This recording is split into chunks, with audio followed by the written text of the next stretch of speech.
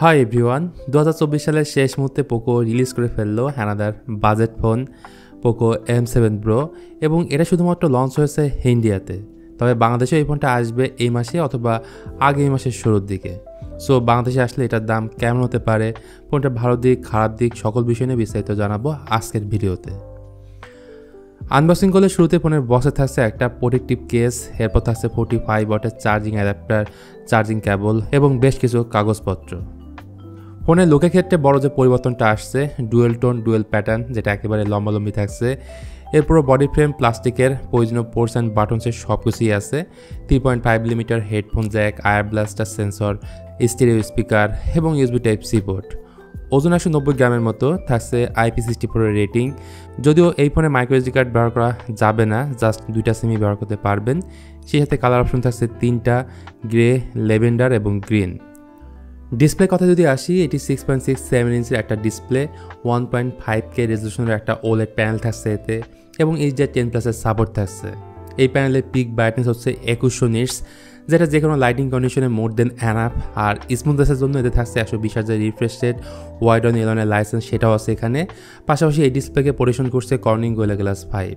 এছাড়া এই ডিসপ্লেতে TUV সার্টিফিকেশন থাকছে, যার ফলে চোখে প্রোটেক্ট করবে এবং রয়েছে ইন ডিসপ্লে ফিঙ্গারপ্রিন্ট স্ক্যানার, যেটার অ্যাকুরেসি অ্যান্ড স্পিড ঠিক আছে।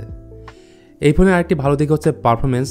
মিডিয়াটেক ডায়মেনসিটি 7025 আল্ট্রা চিপসেটটা ব্যবহার করা হয়েছে এই ফোনটার মধ্যে, যেটা 6 nm TSMC ফেব্রিকেশনে বিল্ড করা। 2.5 GHz একটি কোর এতে থাকছে এবং ফোনটা আন্তঃস্কোরও খারাপ না। র্যাম ভেন্ট হিসেবে এখানে থাকছে 2টা, 128GB এবং 8256GB।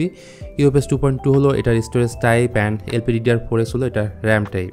তো এটার যে বেস ভেরিয়েন্ট 128GB, যার ইন্ডিয়ান প্রাইস 14,999 রুপি, এবং হায়ার ভেরিয়েন্ট যেটা 8256GB, যার দাম হচ্ছে 16,999 রুপি। গেমিংয়ের কথা আসলে এতে পাবজি খেলা যায় স্মুথ আল্ট্রা সেটিংসে, পাবজি থেকেও বেটার এক্সপিরিয়েন্স পাবেন আবার কল অফ ডিউটির ক্ষেত্রে, যেখানে ultra graphics, high resolution, high frame রেটে প্লে করা যায়। সো বাংলাদেশে আসলে 20-22 হাজার টাকার আশেপাশে থাকবে বলে আমার ধারণা। পোকো M7 Pro এই ফোনটার অপারেটিং সিস্টেমে রয়েছে HyperOS based on Android 14। Poco claim করছে 3 বছরের অ্যান্ড্রয়েড আপডেট দিবে এবং 4 বছরের সিকিউরিটি আপডেট দিবে এই ডিভাইসে। যাই হোক, পোকো M7 Pro 5G ফোনের রেয়ার রয়েছে ডুয়েল ক্যামেরা সেটআপ।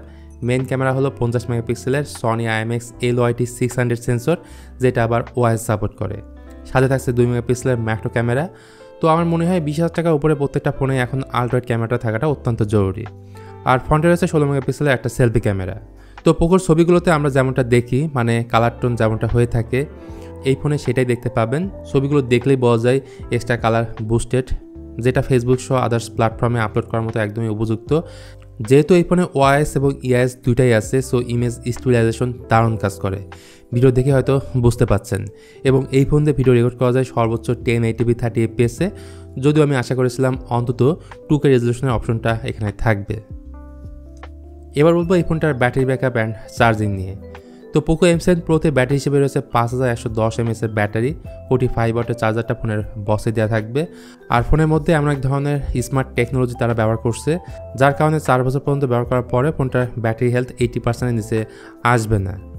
তো সহজ বাংলায় বললে Redmi Note 40-কে একটু ঘষামাজা করে পোকো M7 Pro নামে মার্কেটে আনা হয়েছে।